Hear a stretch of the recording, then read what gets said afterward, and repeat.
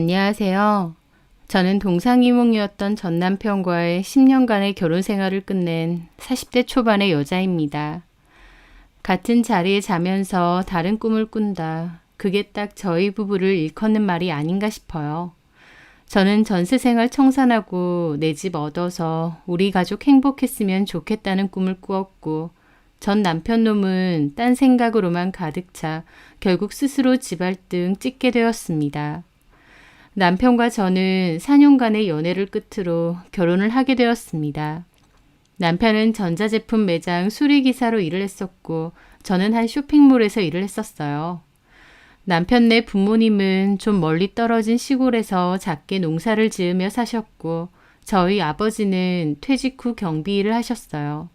엄마는 옷수선집을 운영하셨고요. 남편이나 저나 둘 다 별로 여유로운 집안 형편은 아니었습니다. 그래도 둘 다 부지런하고 또 잘 살고자 하는 의지는 컸었던 만큼 결혼하면 같이 으쌰으쌰 노력해서 잘 살 수 있지 않을까 기대했었습니다. 저는 결혼 전 5천만 원을 모았었고 남편은 3,500만 원이 있었어요. 그 돈을 합치고 나머지는 대출을 받아 작은 빌라 전세를 얻었습니다. 설계가 잘못되었는지 365일 집안이 눅눅하고 벽면에 곰팡이까지 잘 끼는 집이었지만 그래도 나름 행복한 신혼생활을 보냈습니다. 서로 많이 사랑하고 꼭 연애하는 기분으로 살다 보니 집이 어떤지는 크게 중요하지 않더라고요. 하지만 제가 임신을 하고 출산을 하게 되면서 이사를 가고 싶어졌습니다. 왜냐면 아이가 선천적으로 아토피도 있었는데 집이 너무 습하고 곰팡이가 자주 생기다 보니 아이한테 특히 안 좋았었거든요. 게다가 엘리베이터 없는 빌라 3층이라서 유모차와 아이를 데리고 다니기에도 너무 힘들었고요. 결국 남편과 상의 끝에 추가 대출을 받고 20평대의 아파트로 이사를 갔었습니다. 그리고 저는 아이를 낳고 7개월 만에 일을 하기로 했어요. 출산과 동시에 원래 다니던 쇼핑몰은 그만뒀었는데 저희 언니가 동네에 반찬 가게를 열었거든요. 매장 판매도 하고 배달도 하고 인터넷 주문도 받는 곳이라 바빴는데 언니가 여기 와서 알바 좀 하라고 하더라고요. 아파트로 이사하면서 대출도 많아서 갚아야 되고 앞으로 아이 키우려면 돈도 더 많이 들 테니 저도 하루빨리 일을 해야 했습니다. 그래서 돌도 안 된 아이는 어린이집에 맡기고 언니네 가게로 출근을 했었어요. 아침에 아이를 어린이집 보내고 곧바로 언니네 가게로 가서 반찬 만드는 거 거들고 오픈 준비하고 제가 직접 경차 하나를 끌고 다니며 배달도 했습니다. 빠듯하게 5시까지 일을 하다가 퇴근과 동시에 아이 데리고 와서 집에서 씻기고 먹이고 아이 자고 나면 집안일하고 하루 24시간이 모자랄 정도로 바빴고 피로 때문에 베개에 머리만 대면 골아 떨어지는 나날들이었습니다. 고단하다면 고단했겠지만 그래도 괜찮았던 건 어쨌든 저희 가족의 삶이 조금씩 나아지고 있다는 생각이 들어서였어요. 작고 오래됐지만 그래도 볕이 잘 드는 아파트로 옮겼고 저나 남편이나 돈 열심히 벌고 있고 아이도 건강하게 잘 커주고 있고 날이 갈수록 더 좋아질 거다 그렇게 생각하면 힘이 났습니다. 그런데 남편은 회사에서 직장 상사와 크게 부딪히는 일이 있었어요. 평소에도 갈등이 좀 있었다가 결국 크게 싸움까지 났고 홧김에 남편을 회사를 그만두게 되었죠. 남편이 갑자기 일을 그만두는 바람에 저도 눈앞이 컴컴했습니다. 남편은 금방 다른 곳에 취업할 거라고 했지만 말처럼 쉽지는 않았어요. 그러다가 남편은 갑자기 취업이 아니라 창업을 하고 싶다고 하더군요. 그맘때 전자담배 매장이 인기를 끌고 있었는데 자기도 그걸 해보겠답니다. 너무 뜬금없는 분야기도 했고 가게를 열려면 돈이 있어야 되는데 돈이 어디 있느냐 그랬죠. 하지만 남편은 그 가게를 꼭 해보고 싶다고 했고 결국 저희 친정 부모님이 노후 자금을 빌려주셨습니다. 부모님 노후 자금까지 털어서 하는 가게다 보니 반드시 잘 돼야 될 텐데 걱정이 앞섰어요. 하지만 남편은 호언장담했죠. 자기가 잘할 거라고. 그래서 금방 장인어른 돈도 갚을 거라고 하면서요. 그렇게 호기롭게 가게를 열었고 초반에는 정말 꽤 잘 됐습니다. 남편이 열성적으로 하기도 했고 홍보에도 열을 올리고 적극적으로 영업도 했죠. 초반에는 매출이 꽤 괜찮아서 이대로라면 금방 부모님 돈도 갚고 괜찮겠다 싶었어요. 그런데 그 초반 기세가 꺾이고 나니 그 후부턴 그렇게 매출이 잘 나오지는 않더라고요. 하지만 그래도 먹고 살만하게는 나와 주었기에 이만하면 됐다고 생각했습니다. 저는 남편에게 버는 돈에서 일정 부분은 생활비로 내고 나머지는 알아서 모으고 있으라고 했습니다. 나중에 친정 부모님께 빌린 돈을 갚아야 되니까요. 남편도 알겠다고 했죠. 저도 일을 했기에 남편과 저는 생활비를 반반 낸 돈을 합쳐서 생활비를 썼어요. 저는 제가 버는 돈에서 생활비와 대출금을 빼고도 조금이나마 적금도 따로 모았습니다. 나중에라도 전세가 아니라 내 집 살 때 도움이 되고자 쓸 거 안 쓰고 악착같이 모았던 거죠. 저는 원래 옷에 관심이 많아서 쇼핑몰에서 일을 했을 정도로 나름 멋쟁이였습니다.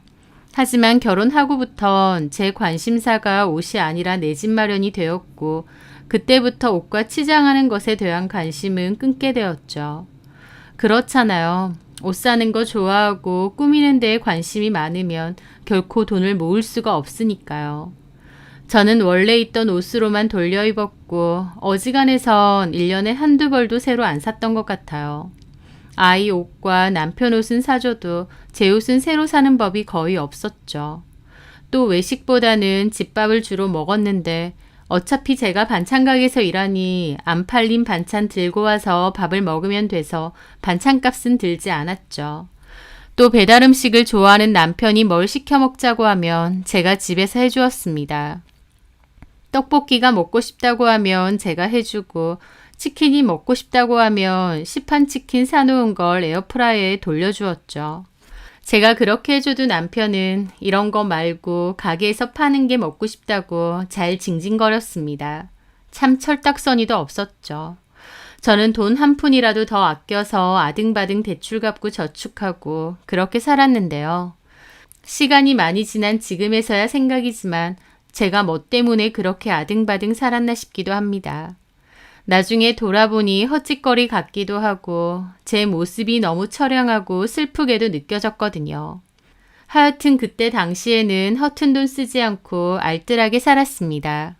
그렇게 열심히 아끼고 모으며 살아가던 도중 어느 날 남편에게 물어봤습니다. 여보, 돈 잘 모으고 있지? 무슨 돈?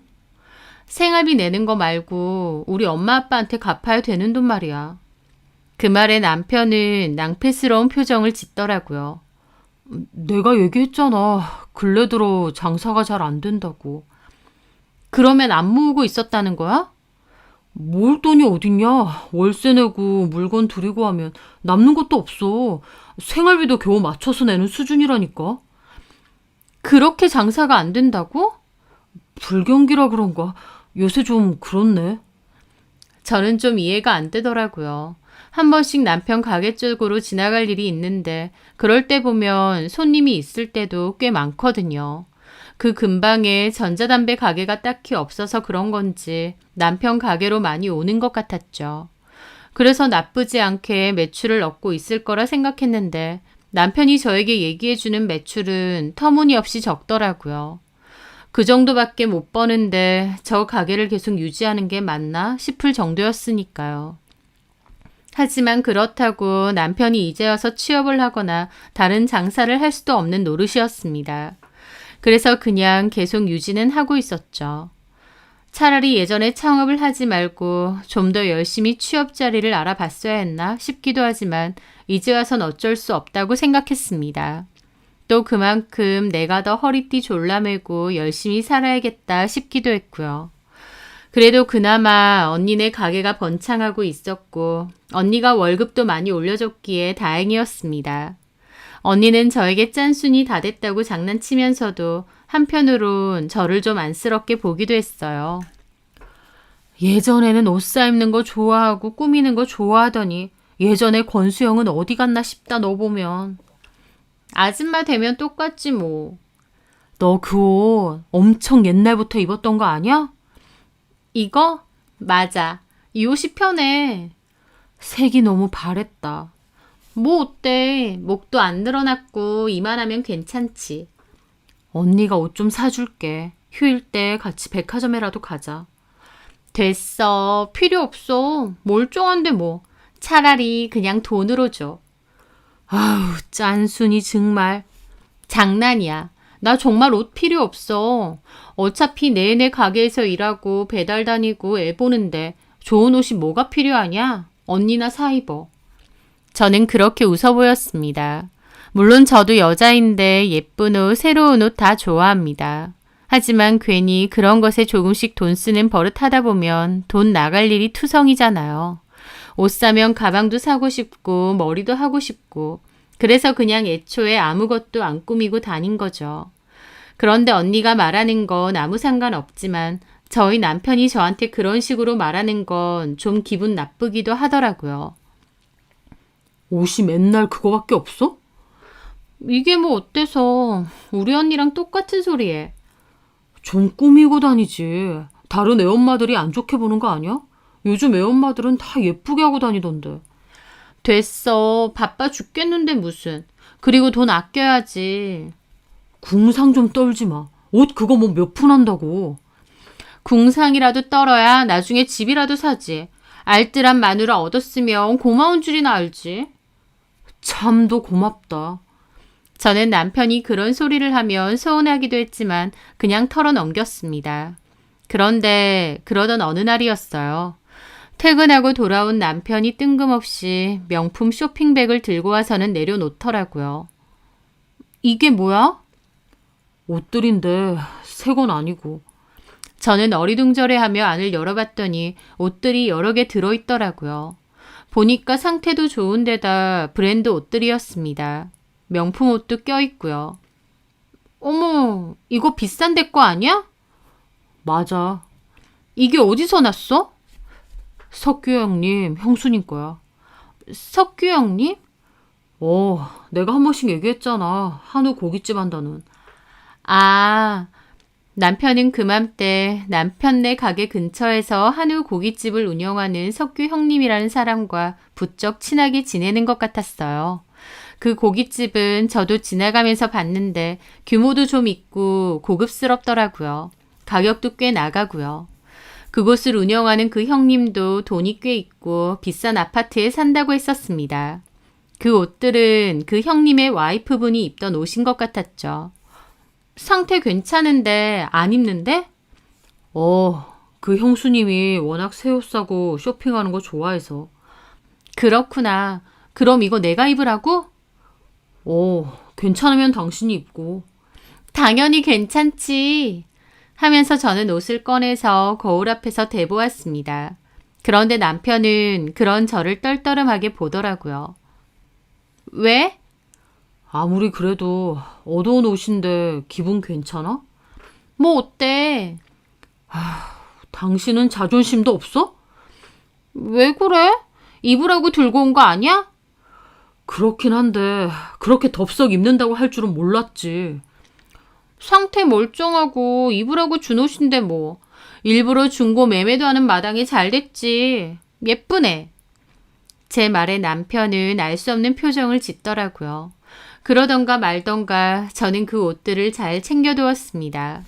그리고 입고 다녔는데 저희 언니도 알아보더라고요. 수영아, 너 새 옷 샀어? 아, 이거? 비싼 데 거 아니야? 얻은 거야. 산 건 아니고. 어디서? 저는 남편이 한 얘기를 해줬고 언니도 황당해 하더라고요. 뭘 얻어 입어. 그냥 새로 사지. 뭐 어때서 그래. 멀쩡하고 이쁘기만 한데. 괜찮지 않아? 괜찮긴 한데 그래도 그 사람이랑 너랑 옷 사이즈가 비슷한가 보다. 그러게. 저는 그렇게 그 옷들을 잘 입고 다녔습니다. 남편이 그 뒤로도 옷을 한아름 한 번 더 갖다 줬어요. 무슨 연예인도 아니고 옷을 엄청 자주 사나 봐. 거의 새 거 같은데. 부자들은 다르네. 부자는 무슨. 고마워서 반찬이라도 좀 갖다 줘야 되는 거 아니야? 됐어. 안 입는다곤 옷들인데 뭐. 저는 어쨌든 옷 안 사도 되니 좋다고 생각하며 그 옷을 정리했습니다. 그런데 그 중에 바지가 하나 있었는데요. 세탁을 한번 하려고 주머니를 뒤져보니 웬 영수증 하나가 나오더라고요. 뭔가에서 봤는데 숙박업소 영수증이었습니다. 깜짝 놀랐어요. 뭔가 봐서는 안 될 걸 본 느낌이었죠. 그 형수님이라는 사람이 본인 남편이랑 이 숙박업소에 간 걸 수도 있지만 왠지 아닐 수도 있다는 생각이 들었습니다. 그 석규 형님이란 남편 몰래 바람이라도 피우는 건가 싶기도 했어요. 하지만 제 일도 아니고 괜한 분란은 만들지 말자는 생각에 그냥 구겨서 버렸죠. 얼굴도 모르는 사람이고 제 일도 아니니 저도 그냥 지나갔었습니다.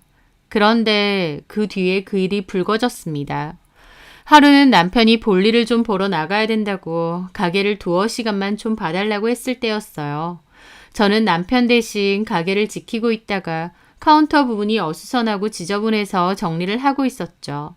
그런데 쌓여있는 종이 더미에서 카드 내역서 하나를 발견했습니다. 남편이 따로 쓰는 남편 명의의 카드가 있다는 건 알았는데 별로 관여 안 했었거든요. 버는 돈에서 생활비 제외하고 나머지 용돈 쓸 때 쓰는 카드겠거니 했으니까요. 그런데 명세서를 본 저는 눈과 입이 떡하니 벌어지게 되었어요. 왜냐면 남편은 한 달 카드값이 300만 원 이상이었거든요. 저희 생활비가 250 정도인데 남편 혼자 쓰는 카드값이 300 이상이 나온 겁니다. 너무 황당하고 도대체 어디다 돈을 썼나 싶더라고요. 그렇게 내역을 찬찬히 보는데 백화점, 쇼핑몰, 이게 다 뭐야? 라는 소리가 절로 나왔죠. 제일 황당한 건 숙박업소에서 쓴 내역이었어요. 그걸 보고 저는 기절초풍할 뻔했죠. 이건 누가 봐도 바람을 피는 것이었습니다. 남편이 바람을 피고 있었다니 저는 그때까지 상상조차 못했었죠. 웃기는 소리지만 바람 같은 것도 어느 정도 여유가 있는 사람이 피는 건 줄 알았어요. 시간이든 돈이든요. 그런데 남편은 내내 가게에만 매여 있고 생활비도 겨우 낼 정도로 매출이 빠듯하다고 했는데 웬걸 이렇게 큰 돈을 쓰고 다니면서 바람을 피고 있었던 겁니다. 저는 그 즉시 남편에게 전화를 했어요. 왜? 말을 해야 되는데 심장이 너무 뛰고 목소리까지 마구 떨려오더라고요. 언제 들어와? 아직 멀었는데. 지금 당장 들어와. 왜 그래? 지금 당장 들어오라고. 저는 그렇게 전화를 끊었습니다. 속에서는 폭발할 것 같은 분노가 들끓었고 어쩔 줄 모르겠더라고요. 그렇게 30여 분 정도 가게 안을 씩씩대며 돌아다니고 있으니 남편이 왔습니다. 무슨 일이냐며 들어오는 남편 면상에 명세서를 들이밀었어요. 이거 뭐야? 남편도 순간 아차 싶은 얼굴이더라고요. 하지만 이내 변명을 늘어놓는 겁니다. 아, 이것 때문에 이러는 거야? 이거 내가 쓴 거 아니야. 뭐? 이거 석규 형님 거야. 장난쳐? 이거 당신 카드잖아. 내 카드는 맞는데 석규 형님이 대신해서 좀 쓴다고. 저는 남편의 말이 너무 황당하게 들렸습니다. 뭐라고? 실은 석규 형님이 형수님 몰래 바람을 피고 있거든. 그런데? 형수님이 경제권을 다 들고 있으니까 어쩔 방도가 없잖아. 그래서 나한테 카드를 좀 빌려달라고 했어. 쓰는 건 다 자기가 갚는다고 하면서. 뭐라고? 그게 말이 돼? 나도 어처구니 없었는데 친한 형님인데 어떻게 거절해. 알잖아. 석규 형님이 나름 요 근방을 꽉 잡고 있는 거. 나도 여기서 장사하는 입장인데 형님한테 잘 보여야지. 그러니까 그 석규 형님이라는 사람이 바람을 피고 그 바람 피는 돈을 당신 카드로 쓰고 있다고? 그 돈은 당신한테 돌려주고? 오. 그럼 통장 내역 보자. 돈 돌려준 거. 아직 안 줬어. 조만간에 받을 거야. 그게 말이 된다고 생각해? 지금 당장 그 석규 형님인가 뭔가 하는 사람한테 연락해봐. 아니면 지금 찾아가 보던지. 아, 어떻게 그래. 형수님이랑 같이 있을 텐데. 당신 하는 소리가 말도 안 되잖아. 그리고 설령 사실이라고 해도 그 형님이 바람을 피는 건데 왜 그걸 당신까지 동조하고 도와줘? 어쩔 수 없잖아, 상황이. 도대체 뭐가 어쩔 수 없다는 거야? 형님이 우리 가게로 손님도 많이 보내준단 말이야. 이래저래 도움 많이 받는데 어떻게 모른 척해. 남편은 끝까지 자기가 아니라고 발뺌했고 저는 의심스러운 눈초리로 남편을 쳐다보았습니다. 솔직히 남편 말이 별로 믿기지 않았어요. 하지만 같은 얘기 계속 해봤자 남편은 박박 우기고 있고 소득도 없을 것 같아서 일단 알겠다고 했습니다. 물론 속으로는 남편이 상황을 모면하려고 한 거짓말이라는 걸 알고 있었죠. 저는 나중에 얘기하자며 일단 집으로 돌아갔습니다. 가는 내내 다리가 다 후들거리고 머리가 터질 듯이 복잡했죠. 그런데 그 순간 갑자기 그 형수님이라는 여자의 바지에서 나온 모텔 영수증이 떠올랐습니다. 만약 남편 말대로 남편 카드를 석규 형님이 쓴 거라면 그 집은 남편도 바람피고 아내도 바람핀다는 건가요? 그게 무슨 콩가루 집안인가요? 말도 안 되는 헛소리 같았고 남편이 도대체 저 몰래 무슨 짓을 하고 다니는지 알아야겠다는 판단이 섰습니다. 그 후 일단은 티를 내지 않았어요. 제가 더 이상 그 일에 대해서 거론하지 않으니 남편도 제가 넘어가기로 했나 보다 생각했는지 안심인 얼굴이었죠. 하지만 저는 남편 폰을 몰래 훔쳐볼 기회만 엿보고 있었습니다. 평소에 폰을 늘 소지하고 다녔기에 몰래 볼 기회가 흔치 않았거든요. 하루는 남편이 머리맡에서 폰을 충전하면서 잠이 들었고 저는 옆에서 자는 척을 했습니다. 그렇게 거의 1시간가량 누워있다가 몰래 폰을 들고 나왔죠. 다행히 패턴은 알고 있어서 금방 잠금을 풀 수 있었습니다. 그리고 어렵지 않게 남편의 딴짓거리를 찾아낼 수 있었죠. 그 여자는 카톡에 이름 대신 닉네임으로 저장이 되어 있었어요. 사진은 그래도 한 장 있어서 얼굴은 확인했어요. 남편과 또래 혹은 좀 더 많아 보이기도 했는데 정확한 나이는 가늠이 안 되더라고요. 사진 한 장만 봐도 꾸미기 좋아하고 세련된 느낌이 들었습니다. 저는 남편과 그 여자의 대화도 보게 되었어요. 아주 가관이었죠. 자기야, 와이프한테 옷 갖다 줬어? 갖다 줬지. 뭐래? 좋대. 브랜드 좋은 건 또 알아가지고. 남이 입던 거라도 좋대? 그런 거 상관 안 해. 잘 됐네. 나 버리려고 한 옷들 많은데 와이프 갖다 주면 되겠다. 그럼 될 것 같아. 나는 새 거 사줄 거지? 당연하지. 빨리 보고 싶네, 울자기. 내일 보러 갈까? 밥 먹으러 오던지. 남편은 있어? 조심해야겠네. 살짝 티내는 것도 스릴 넘치고 재밌지. 그 대화를 보는데 저는 아랫입술을 꽉 깨물었습니다. 그러니까 저한테 갖다 준 옷이 그 석규 형님의 와이프 옷이 아니라 이 상간녀의 옷이었어요. 저는 참을 수 없는 기분을 느끼며 옷장으로 달려갔고 그 옷들을 모조리 꺼내서 들고 나왔습니다. 그리고 가위로 다 잘라서 종량제 봉투에 쳐 넣었어요. 얼마나 울분이 터지는지. 지 와이프는 대출 갚고 집 사려고 아등바등 한 푼 두 푼 모으는데 상간녀한테는 돈을 물쓰듯 펑펑 쓰는 것도 모자라 상간녀 입던 옷을 저에게 가져다 준다뇨. 이게 무슨 환장스러운 짓인가요? 저는 옷을 자르던 가위로 남편까지 난도질 해버리고 싶은 걸 참았습니다. 살면서 누군가에게 그토록 처참한 해를 가하고 싶었던 건 처음인 것 같아요. 저는 그 대화는 모조리 캡처를 했지만 그 여자가 어떤 여잔지는 정체까진 알 수가 없었습니다. 사진이 한 장 있으니 얼굴만 알 수 있었죠. 어디서 어떻게 만난 사이인지 이름은 뭔지까진 알 수가 없었습니다. 저는 이 여자에 대해서 알아야 소송을 하든 뭘 하든 할 수 있을 것 같더라고요. 남편을 족쳐도 얘기 안 할 것 같고 어떻게 알아내지 싶었습니다. 저는 그 고깃집을 찾아가기로 했어요. 남편이 자기가 바람핀 게 아니라 석규 형님이 바람폈다고 저한테 거짓말을 했는데 그 석규 형님이라는 사람한테 찾아가서 대놓고 물어볼 작정이었습니다. 그래서 다음날 그 고깃집을 찾아가게 되었어요. 그런데 고깃집에 들어간 저는 놀라서 얼어붙고 말았습니다. 제가 들어서자 카운터에 어떤 여자가 일어나서 인사를 하며 저를 맞이했는데 그 여자가 다름 아닌 남편과 바람핀 상간녀 당사자였거든요. 저는 너무 놀라 가만 그 여자를 보고 있었고 그 여자도 어리둥절하게 저를 보더라고요. 식사하러 오신 건가요? 제가 대답 없이 빤히 쳐다보고 있으니 주방 쪽에서 한 남자가 나와서 다가오더라고요. 무슨 일로 오셨습니까?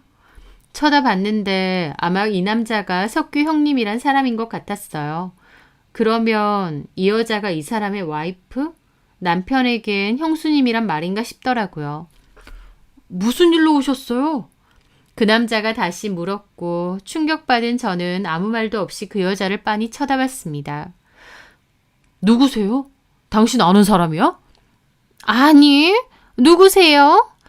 저는 아무런 대답도 없이 그냥 가게를 확 나갔습니다.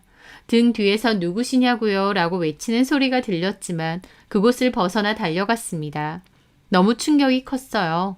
남편이 그 석규 형님이란 사람의 아내랑 바람이 났을 거라곤 상상도 못했습니다. 그리고 그 여자가 입고 있는 옷은 저에게 줬던 그 옷들의 브랜드와 똑같았어요. 구역질이 치밀더라고요. 그렇게 좋아하고 따르는 형님이라면서 그 형님의 와이프와 놀아났고 그 와이프는 본인 안 입는 옷들을 저한테 갖다 주라고 한 겁니다. 바람을 핀 것도 그 상대도 놀랐지만 그것들이 저를 기만하고 있다고 생각하니 더 속이 뒤집혔어요.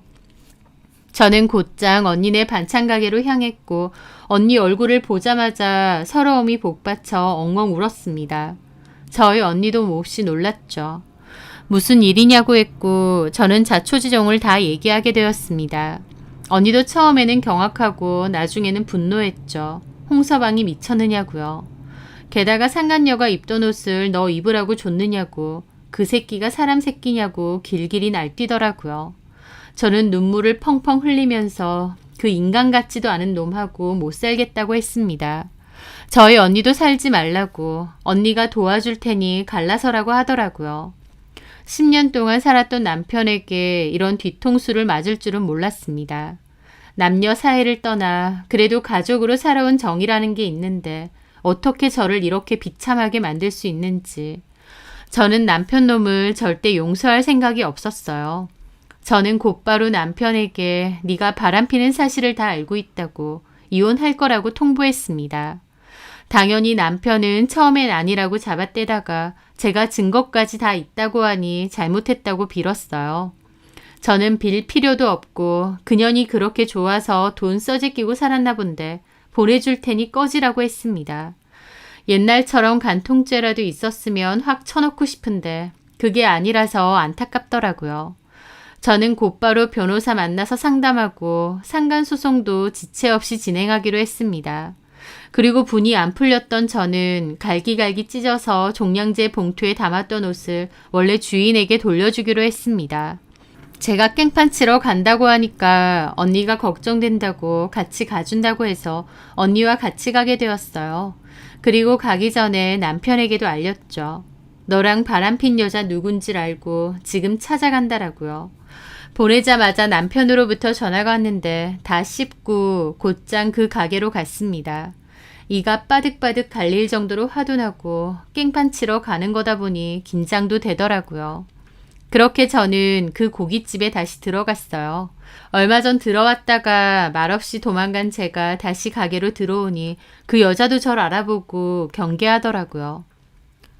어쩐 일로 오셨어요? 얼마 전에 왔다가 그냥 가신 분 맞죠? 그런데 그 여자는 제 손에 들린 종량제 봉투를 보더라고요. 저기요, 그건 뭐죠? 쓰레기 들고 들어오시면 안 되거든요? 그 말에 저희 언니가 묻더라고요. 인연이야? 뭐라고요? 인연? 아니, 사람들이 당신들 뭐야? 그 순간 주방에서는 다시 석규 형님이란 사람이 나왔고 저는 보란 듯이 그 종량제 봉투 안에서 잘려진 옷을 한 움큼 움켜쥐고 그 여자 면상에 확 던져버렸습니다. 그 여자가 소리를 질렀고 가게 안에 있던 손님들도 다 쳐다봤죠. 그 형님도 놀라서 달려오더니 소리를 지르더라고요. 당신 뭐야? 나 홍진호 와이프. 진호 와이프? 진호 와이프가 여기서 왜? 이 옷들 다 이 여자가 내 남편 통해서 준 거야. 지 안 입는 옷들 나한테 주라면서 남편 통해서 보냈더라고. 나는 그것도 모르고 고맙다고 생각했네. 내 남편이랑 놀아난 상간녀인지도 모르고. 상간녀라니? 그 남자는 전혀 모르는 눈치더라고요. 뒤에 있던 그 여자도 놀라고요. 몰랐어. 당신 와이프랑 홍진호랑 불륜이잖아. 그리고 저는 변호사 사무실에서 직접 받아온 위자료 소장도 카운터에 탁 내려놨습니다. 그리고 그 여자에게 말했죠. 자, 위자료 소장. 너 홍진호한테 돈 엄청 많이 뜯어냈지? 그걸로 옷 사고 가방 사고 별 연병을 다 떨었나 본데 나한테 위자료 3천만 원 줘야 되니까 준비나 해놔. 그 말에 그 남자가 어리빠진 얼굴로 그 소장을 대신 열어보더라고요. 내용을 재빠르게 훑어보더니 눈이 휘둥그레져서 자기 와이프를 쳐다봤습니다. 그 여자는 쩔쩔매며 변명을 했죠. 아니야, 뭔가 오해가 있는 거야. 이봐요, 나 홍진호랑 그런 사이 아니거든? 그럼 이 옷들 네 옷 아니야? 옷은 내 거 맞는데 그냥 안 입는 옷이니까. 근데 그걸 진호한테 당신이 직접 줬다고? 그 형님이란 남자도 누나를 부라리며 물어보더라고요. 아니, 그냥 지나가는 김에. 이 헌옷은 나한테 주고 너는 새 옷 사달라고 했지, 홍진호한테. 돈도 많은 년이 왜 구걸이야? 재밌디? 남의 남편 꼬셔서 놀아나면서 와이프까지 조롱하니까 재밌냐고, 이 나쁜 년아. 당신 나가! 왜 남의 영업장에서 행패야! 하면서 그 여자는 갑자기 저를 밖으로 밀더라고요. 저희 언니가 나서서 내 동생한테 손대지 말라고 따졌고 약간의 몸싸움이 일어나려고 했는데 그 순간 저희 남편이 혼비백산해서 들어오는 겁니다. 바닥에 뿌려진 옷들과 형님 손에 들린 위자료 소장. 남편도 망했구나 싶었는지 얼굴에 핏기가 실시간으로 빠져나가는 듯 해보였습니다. 그 형님은 눈에 핏발까지 서서 남편을 쳐다봤죠. 야, 홍진호, 너 진짜야? 진짜 내 와이프랑 붙어먹은 거야? 아니에요, 형님. 다 오해세요. 제가 다 설명할게요. 내가 이걸 보고 있는데도 거짓말이야? 그 형님은 눈이 희번뜩 돌아서 저희 남편 멱살을 잡았습니다. 남편은 멱살이 잡힌 채로 아니라고 소리를 지르더라고요. 그 형님은 덩치도 남편보다 훨씬 크고 얼굴도 우락부락하게 생겼던데 남편 멱살을 잡으니 왜소한 남편은 무슨 고목나무에 매달린 매미처럼 되었죠. 그 여자도 어쩔 줄 몰라 하고 가게 손님들은 다 웅성거리며 쳐다보고. 네 입으로 똑바로 말해. 진짜 내 와이프랑 놀아놨지? 일단 놓고 얘기하세요. 그런 거 아니에요. 이 새끼가 진짜... 하더니 그대로 남편 얼굴에 주먹을 꽂았습니다. 남편 바닥으로 나자빠졌고 그 남자는 눈이 돌아 남편 위에 올라타더니 미친 듯이 때리기 시작했죠. 그 여자도 시겁해서 도망가려길래 제가 붙들고 바닥으로 패대기 쳤습니다. 어딜 도망가? 그 여자도 저를 노려보며 달려들었고 그 여자와 제 사이에서도 육탄전이 일어났어요. 얼마나 소란이 컸는지 가게 밖에까지 사람들이 몰려들어 구경할 정도였죠. 그때 누군가 큰일 나겠다며 뜯어 말렸고 전 남편은 형님에 처맞고 얻어터져서는 경찰 부르라고 소리 지르고 난리였습니다. 결국 누가 신고했는지 경찰까지 오고 저희는 전부 다 경찰서까지 갔죠. 남편은 얻어터진 얼굴로 울면서 그 형님 상대로 폭행 고소할 거라고 했고 그 여자도 저 상대로 고소할 거라고 했습니다.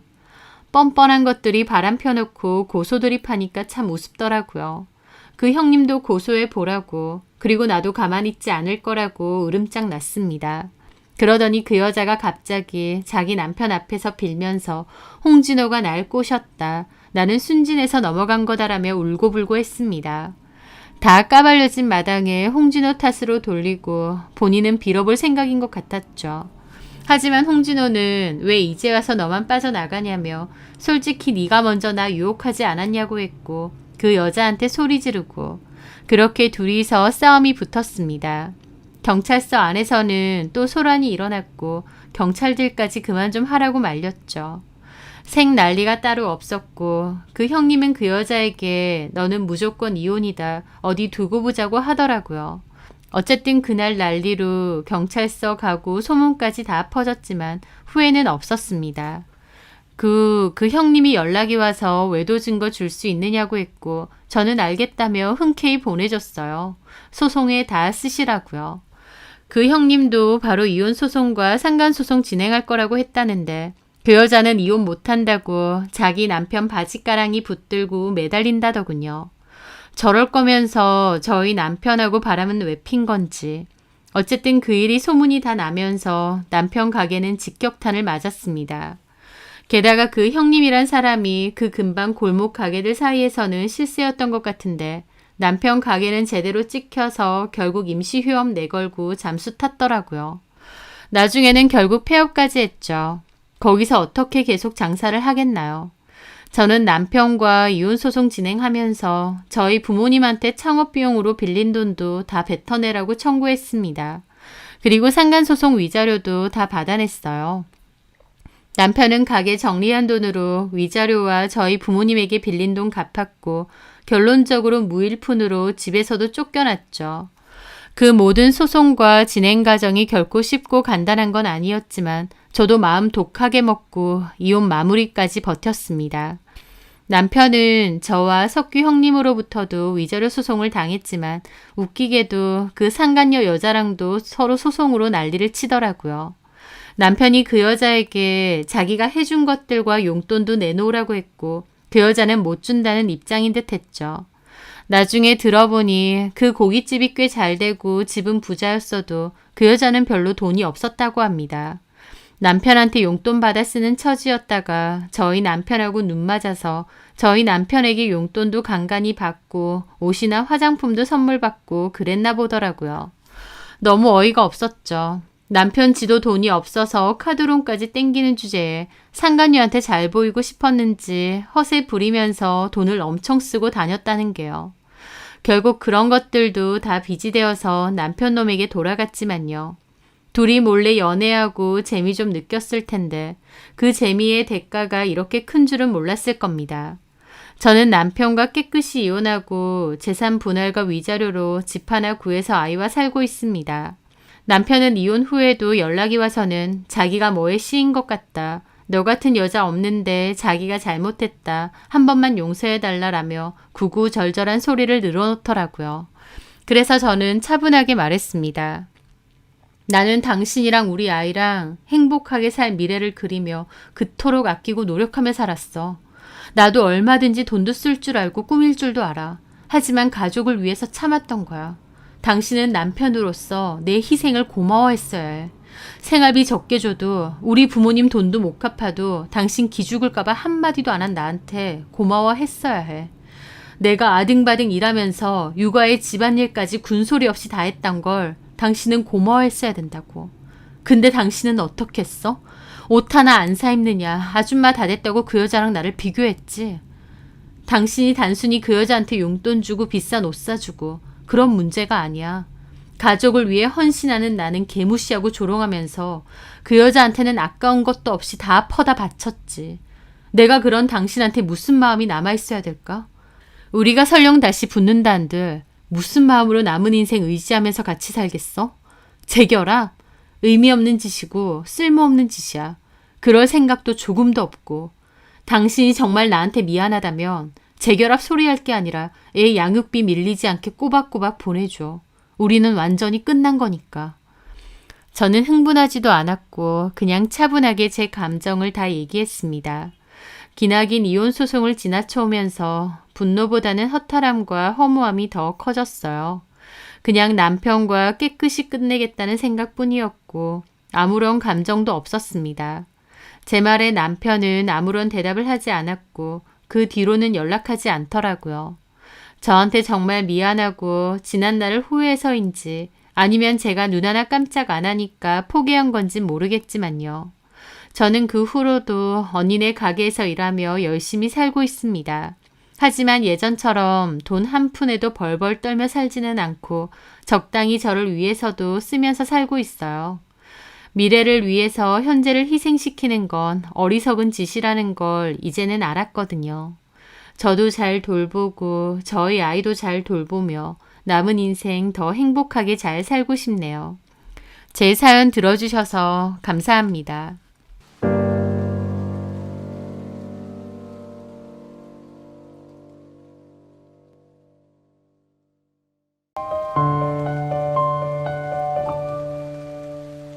안녕하세요.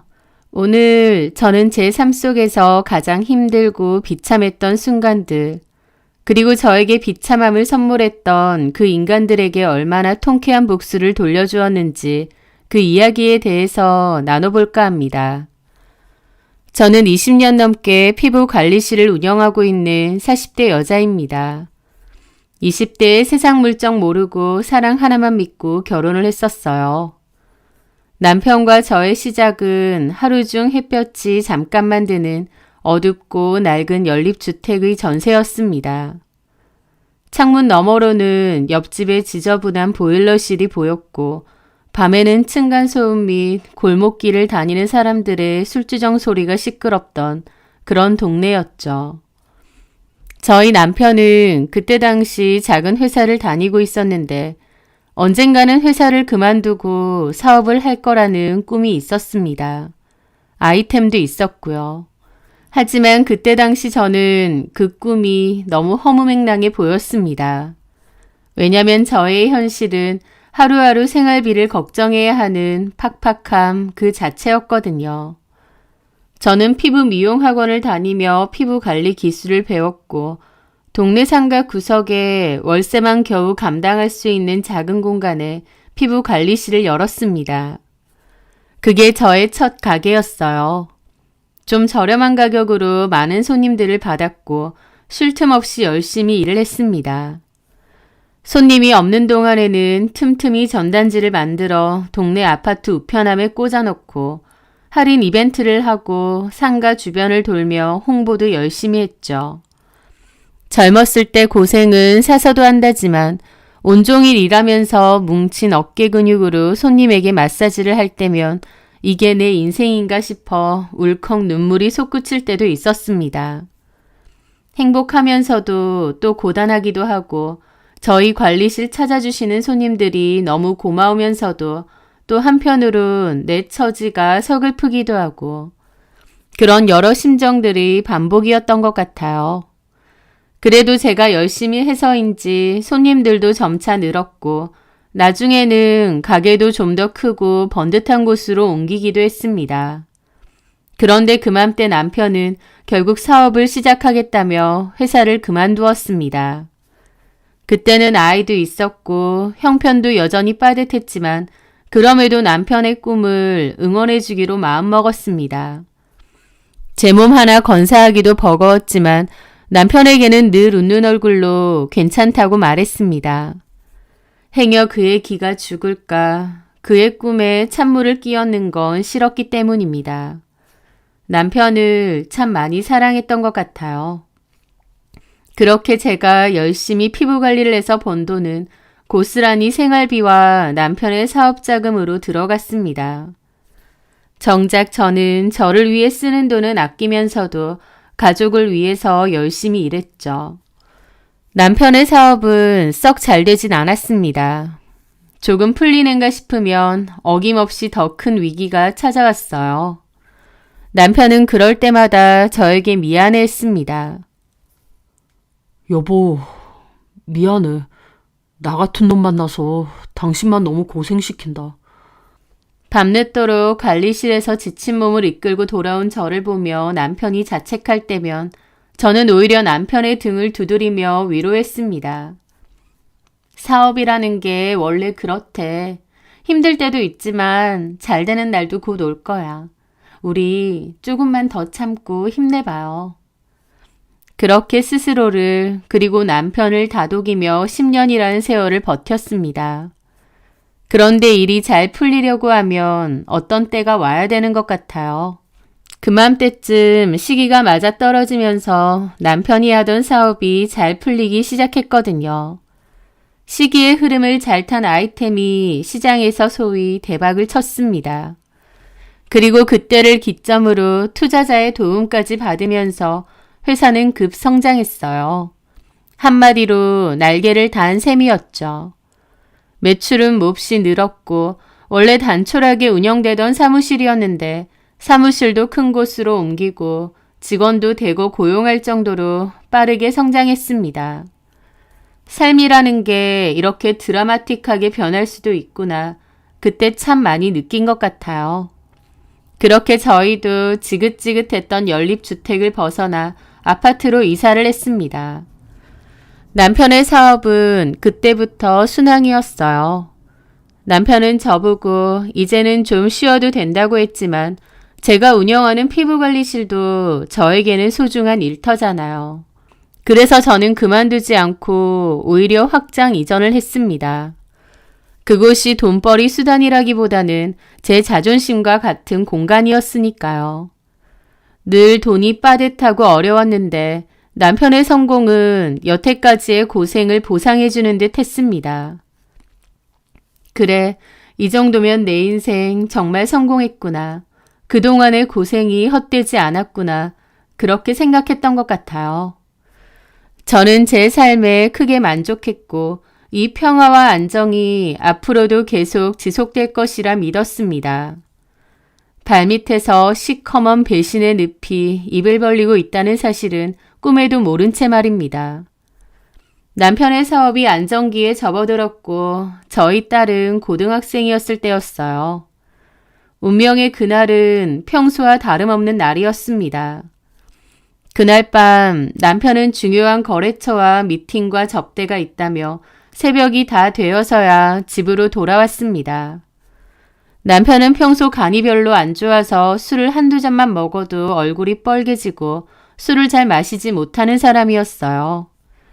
그럼에도 사업 때문에 접대 자리나 술자리를 종종 가야 했는데 그게 와이프로서는 참 안쓰럽고 안타깝기도 했죠. 그날 남편은 평소보다 더 심하게 취해 몸을 가누지 못하고 현관에 들어서자마자 비틀거렸습니다. 무슨 술을 이렇게 많이 마셔? 저는 걱정스러운 마음에 혀를 차며 남편을 부축해 침실로 옮겨 눕혔습니다. 남편은 무거운 몸을 뒤척이며 금세 코를 골았어요. 저는 남편이 구겨진 양복 상의를 벗겨 옷걸이에 걸려고 하다가 주머니 속에 있던 남편의 핸드폰을 떨어뜨렸습니다. 무심코 주워서 협탁 위에 올려두려는데 그 순간 액정이 환하게 켜지며 알림창 하나가 떠올랐어요. 어둠 속에서 유독 밝게 빛나는 그 작은 화면을 보게 되었고 심장이 덜컥 내려앉았습니다. 대표님, 벌써 보고 싶어요. 라고 왔거든요. 새벽 시간이었고 발신자 이름에는 최 과장이라고 되어 있었습니다.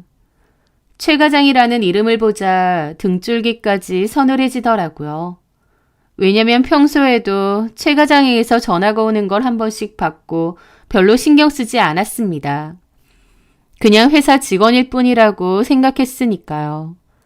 그런데 이 늦은 새벽에 벌써 보고 싶다니 최 과장이 회사 직원이 아닌가 싶은 겁니다.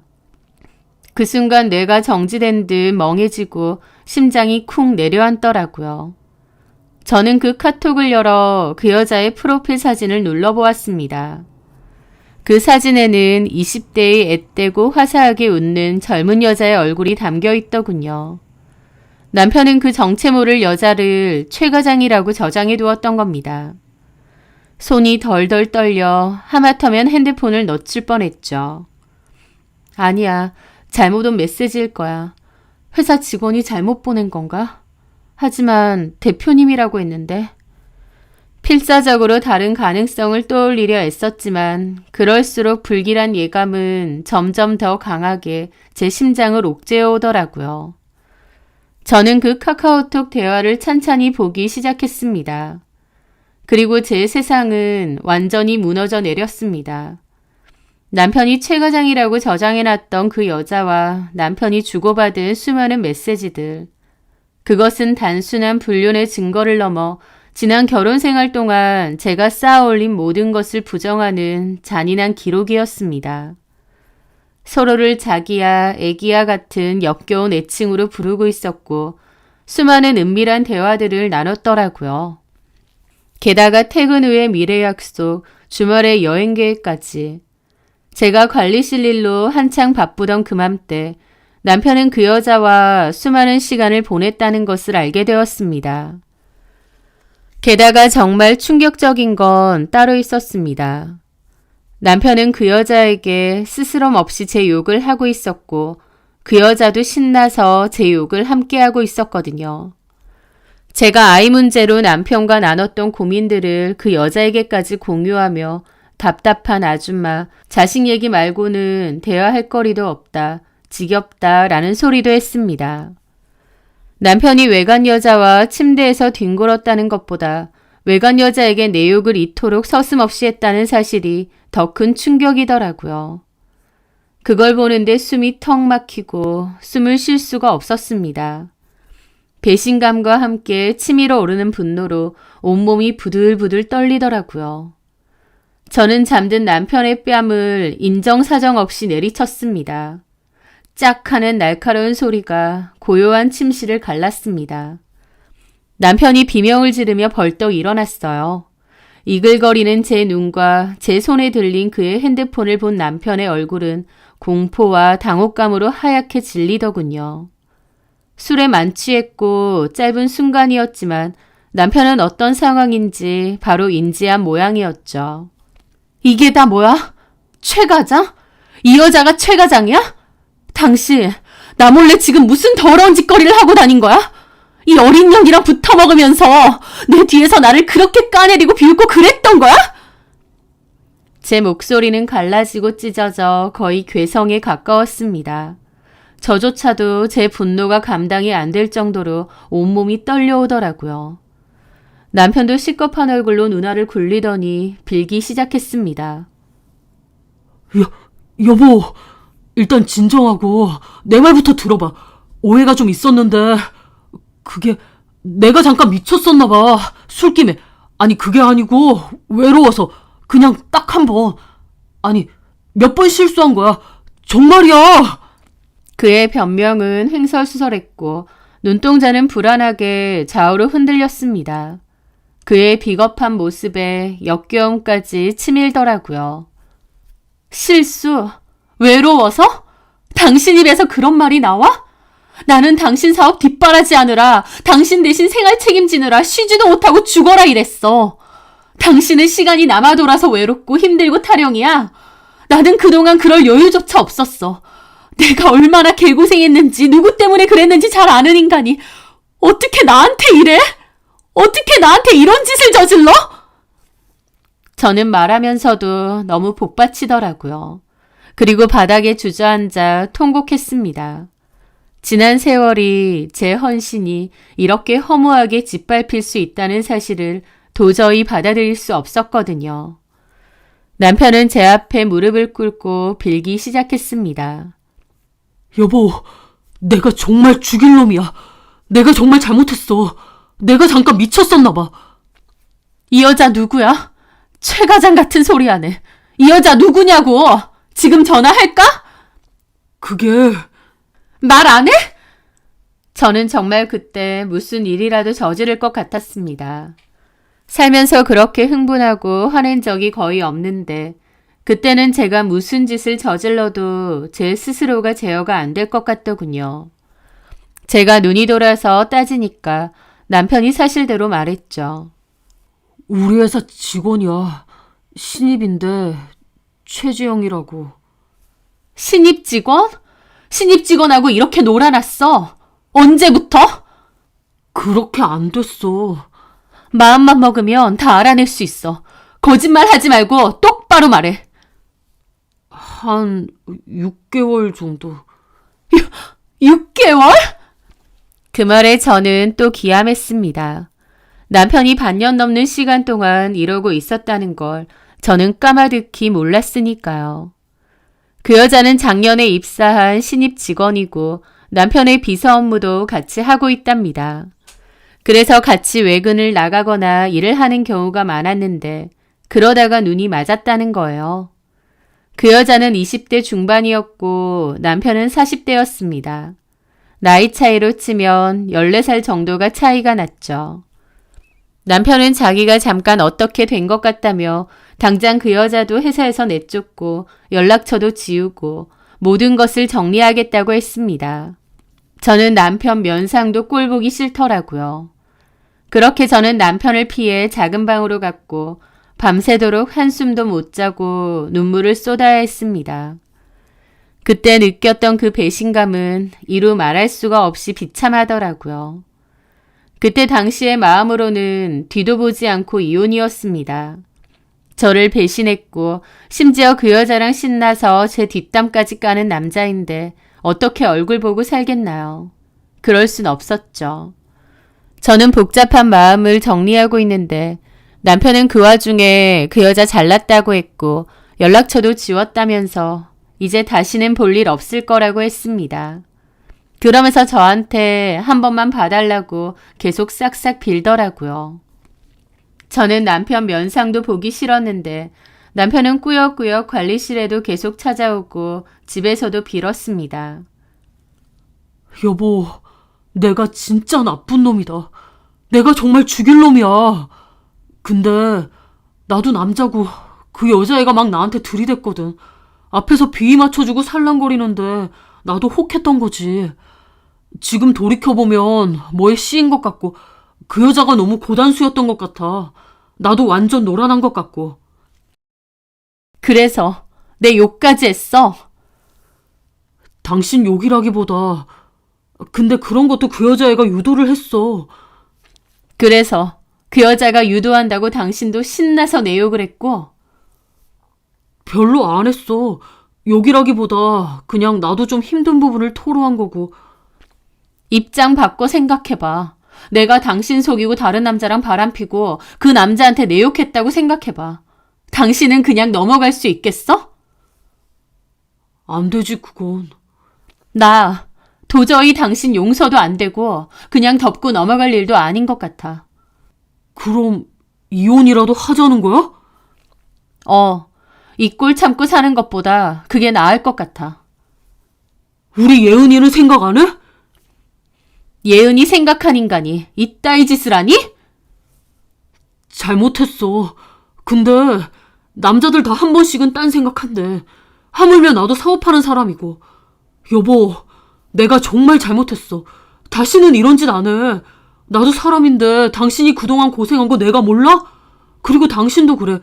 여태까지 고생 많이 했고 이제 나 잘 됐잖아. 이제 좀 잘 됐는데 홀라당 이혼하고 싶어? 라는데 얼마나 얄미운지 주둥이를 때리고 싶더라고요. 저는 내가 뭔가를 결정하기 전까진 아무 소리도 말라고 했습니다. 그런데 저도 시간이 좀 흐르고 찬찬히 생각을 해봤거든요. 물론 남편이 한 짓은 최악이고 용서도 안 됩니다. 하지만 이혼을 생각하니 현실적으로 걸리는 게 상당히 많더군요.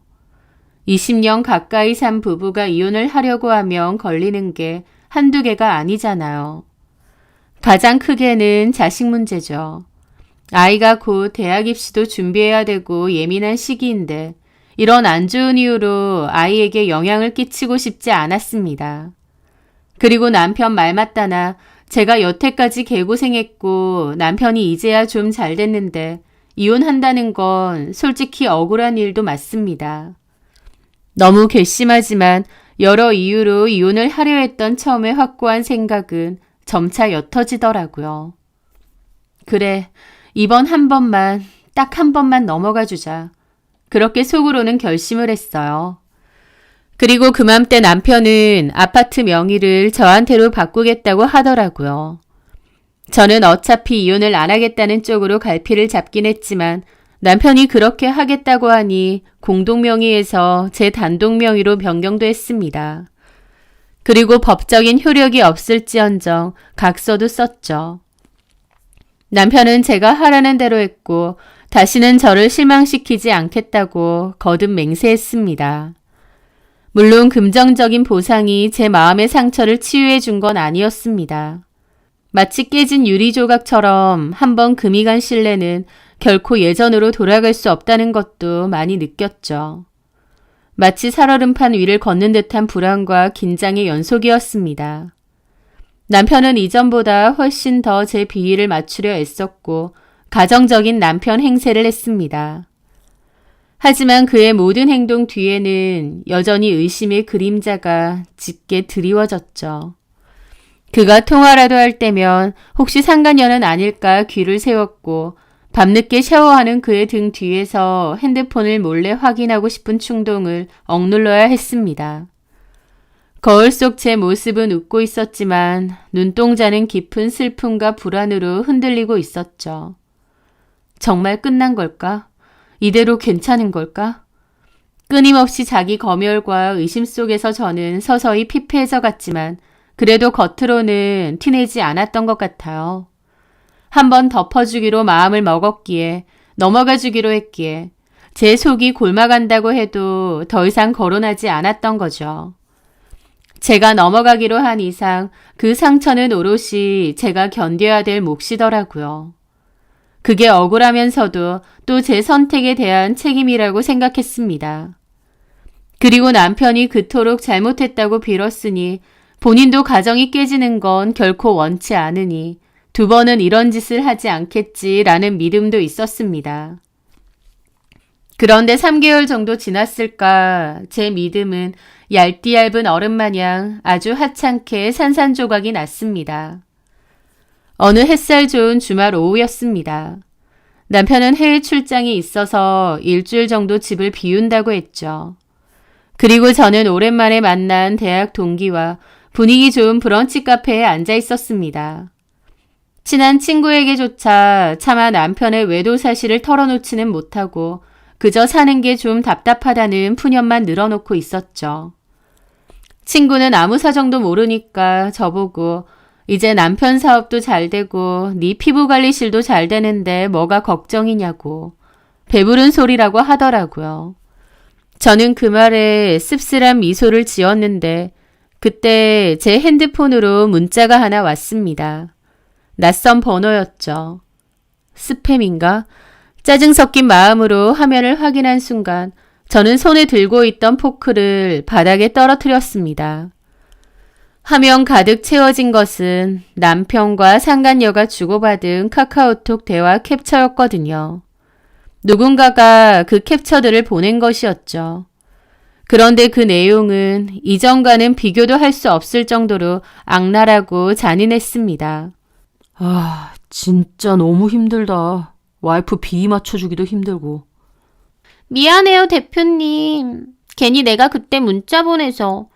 저는 대표님 보고 싶은 마음에 저도 모르게. 네가 뭔 죄겠니. 핸드폰 잠금 하나 제대로 못한 내 잘못이지. 요즘 많이 힘들어요? 막 바가지 긁어요? 바가지는 안 긁는데 눈치는 계속 줘. 어쨌든 아파트 주고 이혼은 안 하기로 했잖아. 그냥 이혼하지. 나한테 오면 되는데. 애도 있고 그리고 회사 지분 관련해서 정리도 좀 해야 되는데 이혼하면 골치 아파. 초기 자본을 많이 대줘서 그렇죠? 마음 같아선 나도 그냥 콱 이혼하고 싶지. 살 디룩디룩 쪄가지고 다 늙은 옆였네. 뭐가 이쁘다고 손이 발이 되게 빌겠냐. 근데 재산 분할 생각하면 이래저래 골치 아프잖아. 그나저나 언제 또 볼 수 있어? 나 보고 싶어요? 하루에도 몇 번씩 보고 싶지. 와이프 무서워서 자를 땐 언제고. 내가 진짜 무서운 게 뭔 줄 알아? 와이프가 자기 찾아가서 머리끄덩이 잡고 난리치는 거야. 와이프 손바닥이 장난 아니야. 마사지를 오래 해서 손바닥이 엄청 여물어. 너 그 손에 맞고 싶냐? 덩치도 네 2배인데. 으악! 생각만 해도 끔찍. 내가 다 너 생각해서 빈 거야. 고마워요, 대표님. 나도 싹 정리하고 우리 소영이랑 살고 싶다. 사진 좀 보내줘. 어떤 사진? 알잖아. 알았어요. 오늘 저녁에 찍어서 보내줄게요. 라면서 그 상간녀가 속옷만 입은 사진을 보냈더라고요. 남편은 좋다고 실실거리고 언제 보자느니 그러고 있고요. 그걸 보는데 숨이 턱 막혔습니다. 손끝부터 시작된 차가운 냉기가 온몸으로 퍼져나갔습니다. 제 앞에서 그렇게 눈물로 반성했던 그 인간에게 진심은 눈꼽만치도 없었던 거예요. 그저 재산 분할 문제와 회사 지분 문제 때문에 골치 아파질까봐 이혼만은 말자며 저를 어르고 달랬던 겁니다. 가장 충격적인 건 마지막 사진이었어요. 남편과 그 여자가 마치 다정하게 얼굴을 맞대고 호텔 침대 위에서 환하게 웃고 있는 셀카가 있었거든요. 그리고 이 여자가 저한테 이걸 왜 스스로 보냈는지는 모르겠더라고요. 제가 얼굴이 사색이 되자 친구가 왜 그러냐고 물었고 저는 집에 급한 일이 있어서 나중에 연락하겠다면서 자리를 떠났습니다.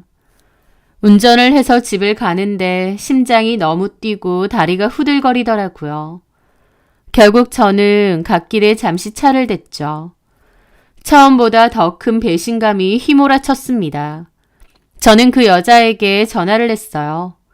그 여자는 아무렇지 않게 전화를 받더라고요. 안녕하세요, 사모님. 너 뭐야? 나한테 이런 거 보낸 이유가 뭐야? 네 목적이 뭐냐고. 제 목적요? 사모님 자리요. 라며 너무 당당하게 말하는 겁니다. 제 말문이 오히려 턱 막히더라고요. 너 미쳤니? 네, 미친 거 맞아요. 그런데 저 대표님 사랑해요. 너네 부모님은 너 이러고 사는 거 아니? 제 말에 상간녀가 대놓고 비웃더라고요. 참나, 부모님 드립은 늙은 거 티내세요? 제가 알아서 잘할 거니까 저희 부모님 걱정 마시고요. 대표님 진심을 이제 아셨죠? 그만 나와주세요. 저는 그 순간 눈이 돌아서 제가 알고 있는 모든 쌍욕은 다 퍼부은 것 같습니다. 그 여자는 듣다가 그냥 끊어버리더라고요. 쌍욕을 하면서도 가슴이 갈갈이 찢어지는 듯 했고 비참한 눈물이 쉴 새 없이 흘렀습니다. 제 영혼은 이미 산산조각 나버린 후였으니까요. 그날 이후 저의 삶은 완전히 무너졌습니다. 저는 바로 남편에게 연락을 할까 하다가 말았습니다. 그런 의지도 사라지더라고요. 처음 걸렸을 때야 고함 지르고 난리쳤는데 또다시 배신당한 걸 알고 나서는 남편의 진심이 이거였구나 깨달았어요. 그때부터 오히려 맥이 탁 풀리더라고요. 저는 남편이 출장에서 돌아올 때까지 그저 멍했습니다. 그리고 그 상간녀는 제 약을 올리려는지 저에게 남편과의 외도 증거들을 매일매일 보내오더라고요. 제가 어떤 반응이 없으니 더 그랬던 것 같습니다. 호텔 예약 내역, 커플링 사진, 두 사람의 은밀한 사진들까지. 매일매일 조금씩 그걸 저에게 보내는데 나중에는 기가 막혀서 헛웃음이 절로 나왔습니다. 남편이 출장에서 돌아오던 날 저는 그 증거들을 남편에게 싹 보냈습니다. 남편은 집으로 돌아오자마자 제 앞에서 무릎 꿇고 빌었고 제가 보는 앞에서 최지영에게 전화를 해 돌았냐면서 쌍욕을 퍼붓더라고요. 제 앞에서 그런 생쇼를 해봤자 똑같았습니다. 저는 이미 남편의 진심을 알았잖아요.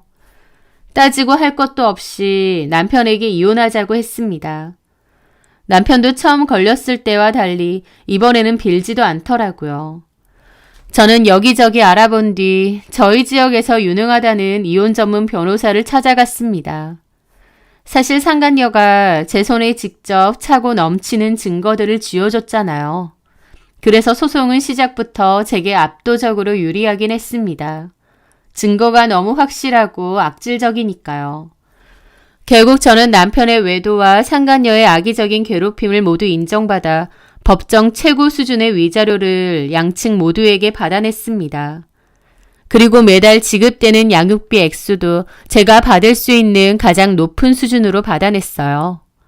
그 과정에서 저는 저희 집 소유권을 인정받아 제 재산으로 챙겼고 남편 회사 지분의 일부로 재산을 넘겨받았습니다. 저의 완전한 승소로 끝이 났지만 제가 받은 상처는 그대로 남아있었어요. 특히나 이혼 과정에서 저희 딸도 다 알게 되었는데 딸 역시 아빠에게 대한 증오와 원망이 심해서 안 만나고 싶다고 하더라고요. 그렇게 상처뿐인 이혼 후 저는 잠시 숨을 고르는 시간을 가졌습니다. 아파트 명의는 제 것이었지만 그곳에는 너무 많은 배신과 상처의 기억이 배어 있었습니다. 그래서 저는 과감하게 그 집을 처분하고 조금 더 작은 평수의 아파트로 이사를 했습니다. 새롭게 시작하고 싶었거든요. 그리고 저는 제가 운영하던 피부 관리실 일에 매달렸죠. 이혼의 아픔을 잊기 위해 일을 미친 듯이 해야겠더라고요. 몸이 고되면 마음이 덜 고되지듯이 새로운 집에서 적응하면서 살면서 바쁘게 일을 하니 제 마음의 상처도 아주 더디지만 조금씩 아물어갔습니다. 그리고 참 신기하게도 저랑 이혼을 기점으로 남편의 사업이 점차 어려워졌다고 했습니다. 사실 남편의 사업이 시기와 맞물려 잘 된 것도 있는데 공교롭게 그맘때 전성기를 찍고 가파르게 내려온 것도 있었죠. 남편은 다시 사업을 번창시켜 보려고 빚도 끌어쓰고 노력을 한 모양인데 적자가 심하고 상황도 굉장히 안 좋다고 들었어요. 알고 보니 오너 리스크가 꽤나 심했더군요. 남편이 불륜으로 이혼한 게 소문이 좀 났는데 새로 투자를 받으려다가 그 일 때문에 무산이 되기도 했답니다. 남편 놈은 결국 지가 저지른 불륜 때문에 사업도 내리막길을 찍게 된 거였죠. 그 이야기를 끝으로 더 이상 남편의 소식은 모릅니다. 저는 남편이 그렇게 어려워졌듯이 그 상간녀도 지난날의 업보를 돌려받아 힘들게 살 거라고 생각했어요. 그런데 아니었습니다. 상간녀의 근황은 제가 생각했던 것과는 딴판이었거든요. 이혼하고 3, 4년 정도 시간이 흘렀을 때였습니다. 저희 관리실 단골 손님 중 유독 저와 마음이 잘 맞아 힘든 시기 저에게 큰 힘이 되어주었던 손님이자 친한 언니가 있었거든요. 집이 워낙 잘 살고 여유가 많은 사람이라서 저희 관리실보다 훨씬 고급 에스테틱도 많이 가봤다는데 제가 편하기도 하고 제가 해주는 관리가 마음에 들어서 단골이 되었죠. 성격도 시원시원하고 좋아서 관리실 원장과 손님 이상으로 친하게 지내는 사람이었습니다. 그러던 어느 날 그 손님이 그러더라고요. 우리 조카 이번에 장가 가잖아. 아, 정말요? 축하해요, 언니. 내 자식도 아닌데 무슨 축하까지. 에이, 거의 자식이나 다름없다면서요. 그렇기는 한데. 그 손님은 젊었을 때 짧은 결혼 끝에 이혼을 했고 그 뒤로는 쭉 혼자 살았다고 했습니다. 대신 조카가 한 명 있는데 그 조카를 거의 자식처럼 생각하고 또 오빠와 새언니 대신 많이 키워주고 살았다더라고요. 그래서 그 손님이 평소에도 조카 얘기를 종종 했는데 조카보다는 자식 같은 마음이 든다는 얘기도 많이 했거든요. 결혼할 조카 며느리분은 만나보셨어요? 우리 조카가 자기 엄마보다도 나한테 먼저 소개를 시켜주는 거야. 내가 못 살아. 근데 만나보니 예쁘고 싹싹하고 괜찮더라고. 우리 새언니는 조카 며느리 되래가 조건 이런 게 우리 조카에 비해서 딸리니까 별로라는데 살아보면 그런 게 중요해. 사람 됨됨이가 중요한 거지. 맞아요. 내가 보니까 좀 여우까긴 해도 싹싹하니 어른들한테나 우리 조카한테나 잘하는 것 같고 괜찮더라고. 나도 너무 곰보다는 여우가 좋고. 뭐 하는 사람인데요? 어디 작은 회사 하나 다닌다는데 결혼하면 오빠네 회사에 조카 며느리도 자리 하나 주고 조카랑 같이 다니라고 할 거래. 그렇게 둘이서 다니다가 나중에 조카가 어차피 오빠 회사 물려받을 거잖아. 부부끼리 같이 운영하면 좋을 거 아니야. 그 손님의 오빠는 회사를 운영하고 있다고 했거든요. 200명 정도 되는 규모의 회사인데 회사가 몹시 탄탄하다고 했습니다. 손님의 조카도 거길 다니고 있는데 결혼할 조카 며느리도 그 회사에 같이 다니게 할 모양이었죠. 그리고 그 손님이 말하기를 결혼 전에 그 조카 며느리가 피부 관리를 받는다고 해서 여기를 추천해줬다고 하더라고요. 고급 에스테틱 이런 데보다 여기가 진짜 잘한다고요. 저희 관리실을 그렇게 추천해줬다고 하니 저도 고맙더라고요. 그래서 내가 한번 데리고 올 거거든. 박 원장이 잘해줄 수 있지? 밑에 직원 시키지 말고. 아유, 그럼요. 제가 특별히 더 신경 써서 해드려야죠. 고마워. 날짜 잡고 내가 데리고 올게. 그렇게 시간이 흘러 예약 날짜가 되었습니다. 그 손님은 시간에 맞춰 한 여자를 데리고 관리실로 들어왔죠. 박 원장, 나왔어. 오셨어요? 여기 그때 말한 우리 조카 며느리. 그렇게 웃음과 함께 고개를 돌린 저는 제 눈앞에 서 있는 여자의 얼굴을 보고 그대로 얼어붙었습니다. 시간은 몇 년이나 흘렀지만 잊을래야 잊을 수 없는 그 얼굴. 제 가정을 무참히 짓밟고 저를 나락으로 떨어뜨렸던 바로 그 상간녀였으니까요. 그 상간녀는 저를 못 알아본 듯 했습니다. 저야 그 상간녀의 사진과 영상을 수도 없이 많이 봤지만 그 여자는 저를 본 적이 없으니까요. 그 상간녀를 이렇게 다시 만났다니 기가 막히더라고요. 원수는 외나무 다리에서 만난다더니 그 여자가 그 손님의 조카 며느리가 될 여자일 줄은 꿈에도 몰랐습니다. 그 여자는 자신의 추악한 과거를 완벽하게 세탁하고 부유한 집안의 며느리가 되어 새로운 인생을 시작할 꿈에 부풀어 있었던 것 같아요. 남편하고 이혼 및 상간소송을 진행할 때 남편은 그 여자랑 끝이 났다고 했거든요. 그건 알고 있었는데 남의 가정 파탄 내놓고 얼마 안 돼서 곧바로 순진한 다른 남자 꼬셔서 새 출발하게 될 줄은 몰랐고 이렇게 다시 만나게 될 줄도 몰랐습니다. 그 여자를 마주한 순간 제 머릿속은 차갑게 식어내렸고 대신 뜨거운 복수심이 온몸을 휘감더군요. 그리고 잊고 지냈던 과거의 고통과 비참함, 치욕도 다시 떠올랐습니다. 아무것도 모르는 그 여자는 제 앞에서 순진하고 해맑은 척 웃더라고요. 안녕하세요. 고모님한테 말씀 많이 들었습니다. 아, 네. 저희 관리실은 처음이셔서 먼저 고객 상담표를 작성해야 되거든요. 잠깐 따라오시겠어요? 네. 그렇게 저는 상담표를 내밀었고 그 여자는 그 상담표 이름란에 최지영이라고 적더라고요. 연락처도 적고 피부 타입에 관해서도 꼼꼼히 적었습니다. 저는 그 죽이고 싶도록 미웠던 전 남편의 그 상간녀가 제 앞에 있다는 게 기분이 정말 묘하더라고요. 그렇게 그날 피부 관리를 진행했습니다. 그리고 그날 저녁 저는 최지영에게 문자를 보냈습니다. 오늘 오셨던 관리실 원장입니다. 아, 안녕하세요. 오늘 너무 고생 많이 하셨어요. 제 피부에서 반질반질 광이 나는 것 같아요. 감사합니다. 그 여자는 제가 예비 남편의 고모랑 친하다는 걸 알기에 저한테도 곰살맞게 굴려고 하는 것 같더라고요. 저는 답장을 했습니다. 근데 내 번호 지웠나 봐요? 제 문자를 읽고도 답이 없더라고요. 갑자기 제가 저렇게 보내니 지도 당황했겠죠. 그래서 제가 다시 보냈습니다. 내 이름은 기억나요? 박미진. 아까 명함 줬는데. 흔한 이름이라서 긴가민가 한가? 나는 최지영 씨 얼굴과 이름을 잊을 수가 없는데. 이렇게 만나다니 신기하네요. 무슨 얘기신지. 라면서 일단 잡아떼는 것 같길래 친절하게 상간소송 판결문 찍어서 보내줬습니다.